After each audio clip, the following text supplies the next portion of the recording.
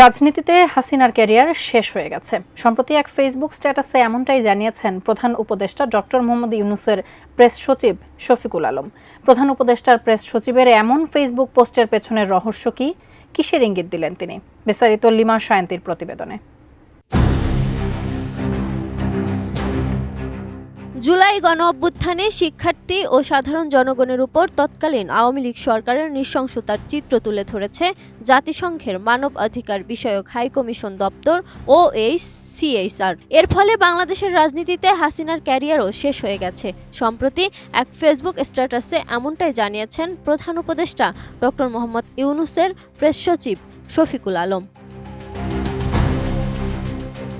তিনি 15 ফেব্রুয়ারি রাতে নিজের ফেসবুক অ্যাকাউন্টে লিখেন, গত আগস্টের শেষ দিকে যখন প্রধান উপদেষ্টা অধ্যাপক মোহাম্মদ ইউনূস সিদ্ধান্ত নেন যে জাতিসংঘের মানব অধিকার সংস্থাকে নিরপেক্ষভাবে জুলাই ও আগস্টের নৃশংসতার তদন্তের জন্য আমন্ত্রণ জানানো হবে, তখন অনেকেই সংশয় প্রকাশ করেছিলেন। কেউ কেউ আবার পুরনো বাংলা প্রবাদ মনে করিয়ে দিয়েছিলেন খাল কেটে কুমির আনার জোগাড় হচ্ছে বলে। কেউ কেউ মনে করতেন জাতিসংঘের এই তদন্ত অপ্রয়োজনীয় হস্তক্ষেপের শামিল হবে এবং হয়তো একটি সমঝোতাপূর্ণ প্রতিবেদন প্রকাশ করবে, যেমনটা কখনো কখনো আফ্রিকা ও মধ্যপ্রাচ্যে দেখা যায়।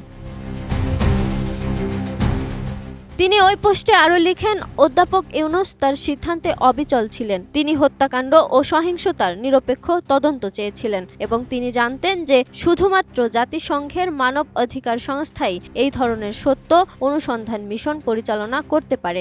আসলে বাংলাদেশে সবাই জানত যে জুলাই আগস্টে কি ঘটেছে, কে এত সব হত্যার আদেশ দিয়েছিল। তাছাড়াও আন্তর্জাতিকভাবে স্বীকৃত ও বিশ্বস্ত একটি সংস্থার তদন্তের প্রয়োজন ছিল বলেও মনে করেন প্রেস সচিব।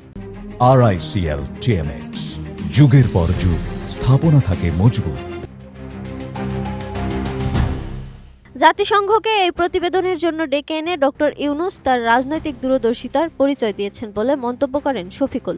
তাতে হাসিনার রাজনৈতিক ক্যারিয়ারই শেষ হয়ে গেছে বলেই মন্তব্য তার। তিনি বলেন, ডক্টর ইউনূসের দূরদর্শিতা এবার বাস্তবে রূপ নিয়েছে। জাতিসংঘের এই তদন্ত প্রতিবেদন শেখ হাসিনার নেতৃত্বের উপর শেষ পেরেক মেরে দিয়েছে বলেও জানান তিনি। তার রাজনীতিতে ফিরে আসার যে ক্ষীণ সম্ভাবনা ছিল সেটাও এখন শেষ বলেই ধারণা তার।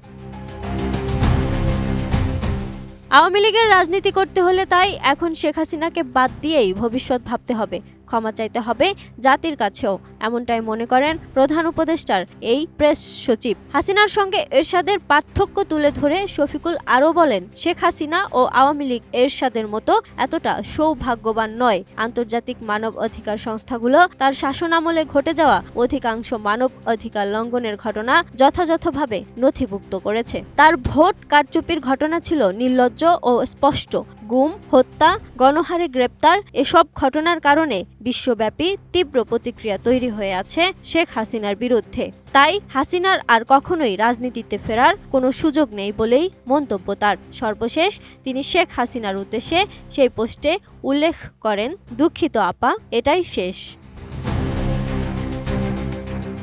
Lima Sayanti, ATN news.